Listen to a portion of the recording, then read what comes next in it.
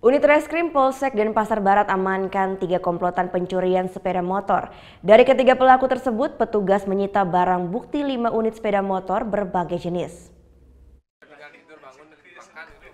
Wayan Arya kembali harus berurusan dengan pihak kepolisian. Residivis kasus pencurian ini kembali tertangkap unit Reskrim Polsek Denpasar Barat pada Minggu 17 September lalu di seputaran Denpasar.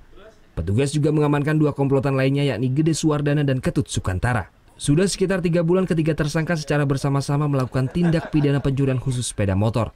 Tersangka Gede Suwardana berperan sebagai pemetik dan biasanya komplotan ini menyasar sepeda motor yang tertinggal kuncinya di sepeda motor.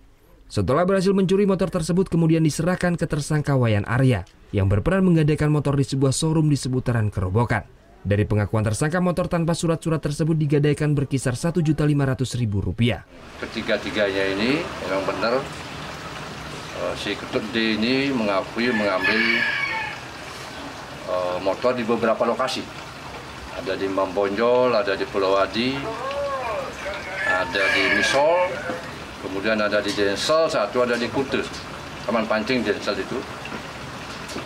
Kemudian kita interogasi memang benar mereka melakukan pencurian sepeda motor.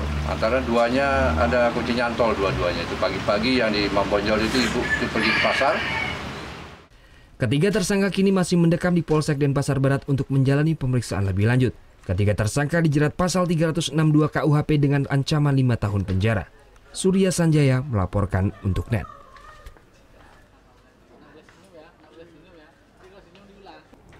Thank you. Udah selesai nonton beritanya? Jangan pergi dulu dong. Subscribe dulu dan nonton tayangan lainnya di sini. Subscribe, nonton lagi. Subscribe, nonton lagi.